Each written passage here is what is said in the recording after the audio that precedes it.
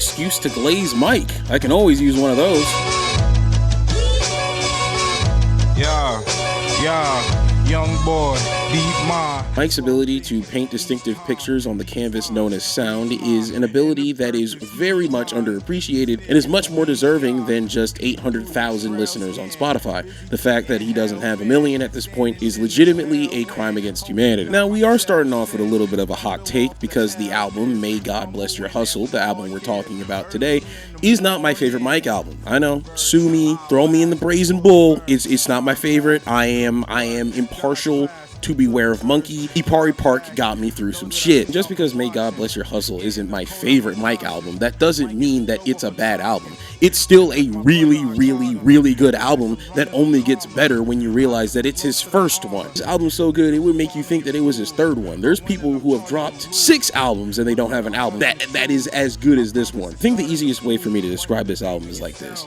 Mike is painting a picture of an era of his life that is simultaneously the best and the worst. This is because during this year, which is 2017, I believe, when this album came out, Mike's hustle, rap, is beginning to pay off financially, which means that he now gets to see actual physical positive change in his life. He's seeing his money go up. He's able to live in a much better spot than he was living in before. He's moved away from home. He's in his own place.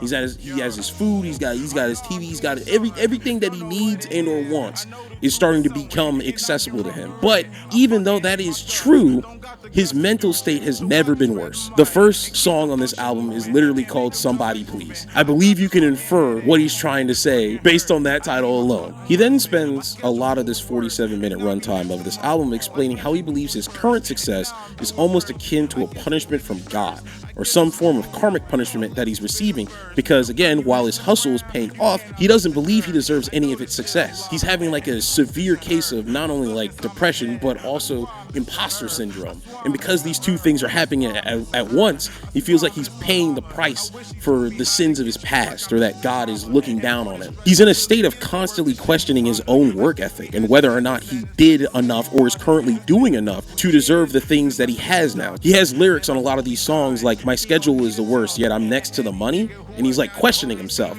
"I miss my mom. She says she's proud of me and I look just like my pops. Stressed just like him too." He's constantly battling his own mindset to the point where it almost seems like a part of him is addicted to struggling. He's addicted to hustling. He's addicted to constantly being on edge. He's addicted to being poor in some certain ways. Like, he needs to have all these stressors or he doesn't feel like he's doing anything or making any form of forward progression. You know, almost like he has a case of John Henry syndrome. You know what I mean? Like, he feels like he has to die battling the machine. He has to die working because that's where his self-worth is coming from. But he also bounces back and forth between that mindset and being constantly grateful, trying to motivate himself, being grateful for the fact that his parents actually support him, the friends that he has, and the things that he's been blessed with. So it's this constant battle between, you know, the depressive state and accepting his new reality. And even you can even hear it in the production. Like, the production sounds like it's somewhere between Silent Hill and Stardew Valley. Like, it's between heaven and hell, I guess. I don't know why I used Stardew Valley as the example of heaven, but that's what we're going with because that's what I wrote down. It's a lot of doom and gloom, but it's not all doom and gloom because he's constantly bouncing back to the more positive side. I mean, even as you get towards the second half of the album, the last 2 songs are called Victory Lab and Rock Bottom / Peace to Come. He knows that while this depression, you know, this mindset that he's in isn't just a phase, he's gonna have to struggle with this probably for the rest of his life. He is very aware that he's probably gonna have shitty times just like this again. He's also very aware that he should not and won't allow it to control his life. He comes to the conclusion that the reality that he has is something he did earn. He did work for this. He did work for this. He does deserve this.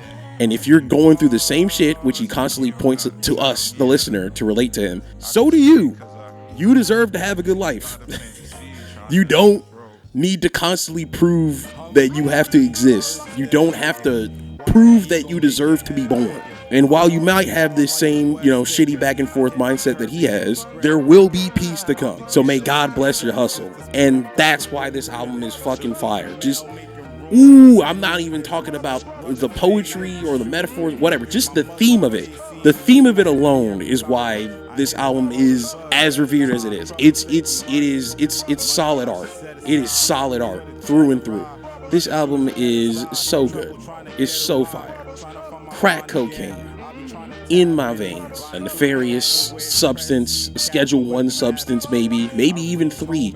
You know, this might be straight black tar heroin. I'm talking about crocodile outside the sheets, Western PA type shit, but it's not my favorite. I like Beware of Monkey more. I like the production more.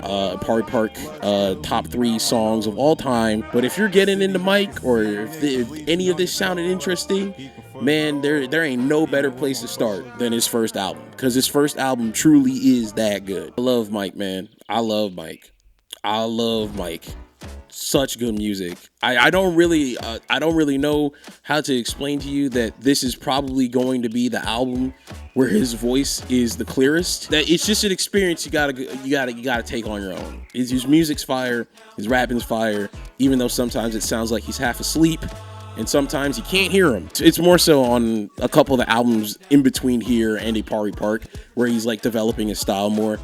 He starts, his bars get a little bit slower, and on some of his albums, the way he mixes it, it's just like it's not that clear. But that has nothing to do with this album or on Beware of Monkey, because Beware of Monkey is really fucking good. Really good. It's like this album, but a little bit more positive, and it also has like his family members and his cousins on it. It's such a beautiful piece of art. I love it. I love Beware of Monkey, dude.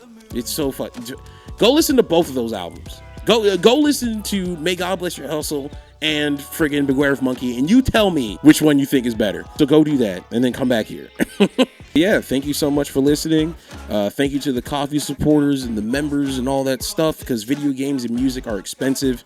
Thank you to the everyone who's been patient with me, even though I was supposed to upload at least 3 times before this video came out. We got a lot of shit going on, but I'm back. I'm locked in. I'm locked in for the rest of the year. Because that's about how much time you guys have with me before I go off to Mayo Clinic. So I'm locked in. I'm locked in. I swear. Bye.